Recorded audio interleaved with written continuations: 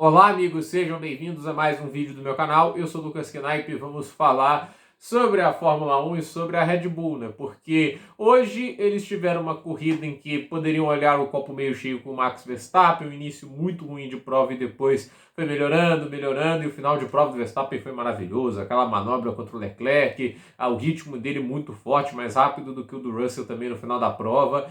Mas, por outro lado, a questão do segundo piloto ainda é uma coisa que eles não superam, né? Tipo, desde 2019, né, a equipe decidiu fazer tudo o que eles projetavam em torno do Verstappen e o segundo piloto que se vire. Bons segundos pilotos foram queimados. Gasly, o Albon. Assim, o Albon hoje fez uma corrida fantástica pela Williams, já tinha feito na corrida lá na Austrália. E na Red Bull não acompanhou o ritmo do Verstappen, né? Em algumas corridas, assim, não conseguia andar no mesmo segundo dele, né? Tipo, e a gente tem o Gasly também. O Gasly, acho que em meia temporada, tá com um terço dos pontos do Max. Aí teve o Pérez, né, que foi o mais recente, né? E assim, o Pérez talvez tenha recebido mais ataque porque ele recebeu os melhores carros da Red Bull nessa era, né? Os carros campeões, o Verstappen campeão do mundo. E aí aquele negócio, o sucesso do Verstappen, se antes era um negócio que aparecia menos por causa do destaque das Mercedes, agora ele, tipo assim, tá no centro dos holofotes. E o segundo piloto acaba atraindo mais atenção do que anteriormente. E aí acontece o quê? O Pérez é tirado para colocar o Lawson. A Red Bull pagou grana para romper o contrato do Pérez, porque ainda tinha um ano de contrato, né? Como se o Pérez tivesse assim, tipo, um fim de contrato e decidiram contratar outra pessoa. Não. Eles demitiram o Pérez, que tiveram que pagar a grana. Eles abriram a mão dos patrocinadores do Sérgio Pérez para ter o Liam Lawson.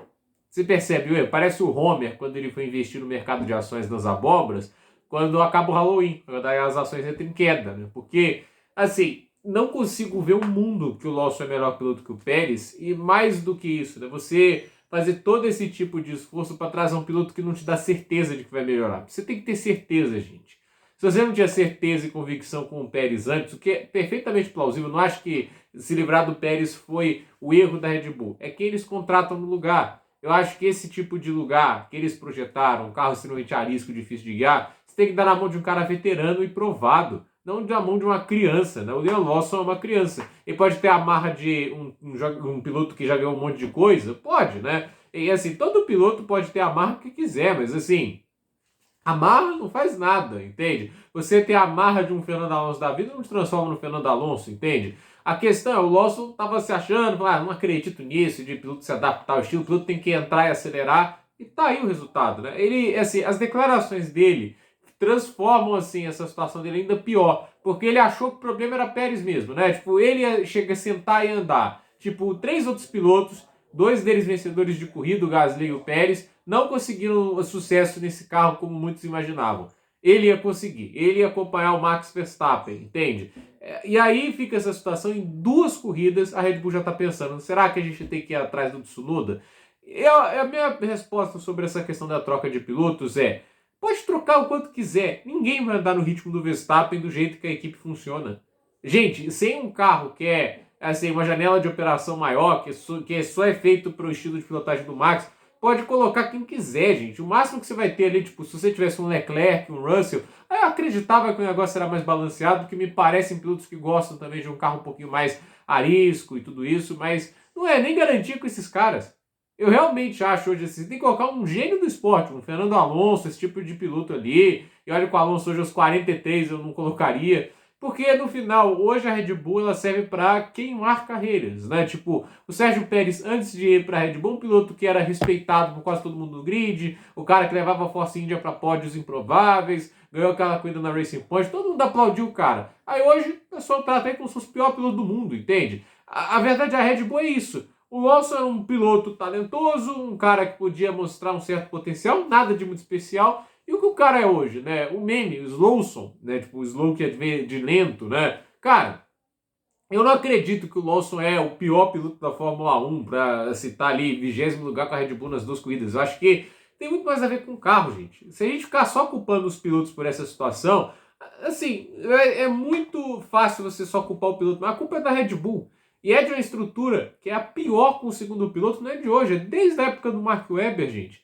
Uma equipe que nunca foi justa com o segundo piloto. Assim, você tem lá um momento que o Weber é líder do campeonato, ele tá pilotando melhor que o Vettel, e quem recebe as autorizações é o Vettel, entende?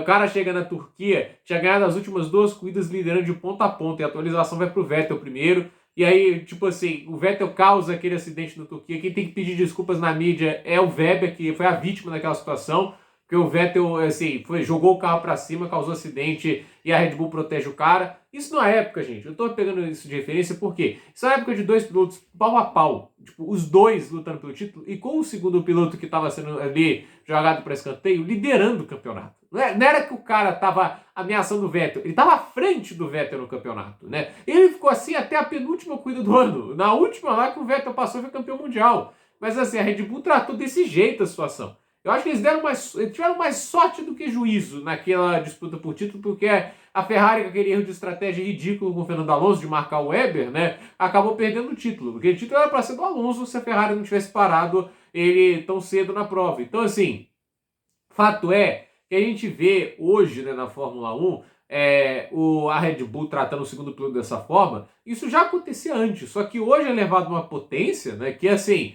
o negócio fica ridículo. Eu fico com, assim, a verdade é que com pena do Lawson eu não fico porque ele se achou demais pra isso, né? No caso do Lawson, quem tem pena é galinha. Mas a verdade é que, assim, covardia o que eles fazem com o segundo piloto, entende? Se eles não vão achar um cara que tem um estilo de guiada minimamente similar ao Verstappen, vai ser isso. E não dá pra ficar culpando só o piloto por isso. Eu acho que é uma situação que, assim, não faz sentido isso. O Verstappen tá lá em quarto e o cara não andando nem na frente da equipe B. Tipo, a equipe B, tipo a Racing Bulls, tem um carro assim que é mais confortável de guiar do que a Red Bull. Então, assim, é uma situação inacreditável que a Red Bull cria. Eu nunca tinha visto algo desse jeito, entende? Porque a gente para pra pensar até quando lembra, por exemplo, do Schumacher, né? A gente falava, né, como é que ele guiava aquela Benetton, né? Porque a Benetton era o melhor carro do grid, né? E assim, né, tipo o Berger e o Alesi, quando pegaram a Benetton que o Schumacher deixou em 95 para andar em 96, falaram, pô, carro difícil de guiar e tudo isso. Os caras faziam pódio, os caras não tá tão dissociados dos ritmos assim, da Benetton de um ano pro outro, né? Tipo, o Berger ganhou corrida na Benetton. Então, assim, não é como se tivesse sido assim, tipo, os caras chegaram lá e foi um desastre igual o Lawson tá sendo, né? Não é tão agressivo quanto é hoje, né? Então, realmente, assim, é complicada a situação que o Lawson vive. Talvez o Tsunoda ande melhor, talvez ele consiga ser um piloto mais agressivo, consiga andar melhor na Red Bull. Mas eu não acho que isso é só culpa do piloto. O Lawson está sendo assim, um piloto muito aquém também, né? Tipo, ele criou assim, a expectativa com as declarações, quis dar uma ideia de que ele ia dar um jeito de adaptar o carro que ninguém conseguia, mesmo gente que com currículo extremamente competente.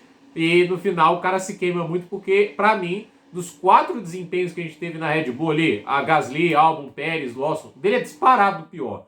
O Gasly foi muito mal. Mas o Gasly, assim, pelo menos na corrida recuperava um pouquinho, ele tava no ataque, né? Então o pessoal faz aquela piada, né, do GP da Áustria, foi horrível do Gasly, né? Que o Verstappen caiu para trás dele na largada, aí ele caiu para oitavo, recuperou e ganhou e terminou uma volta à frente do Gasly. Mas naquela corrida do Gasly ainda tava pelo menos atacando o Raikkonen, ainda tava na zona de pontos, né?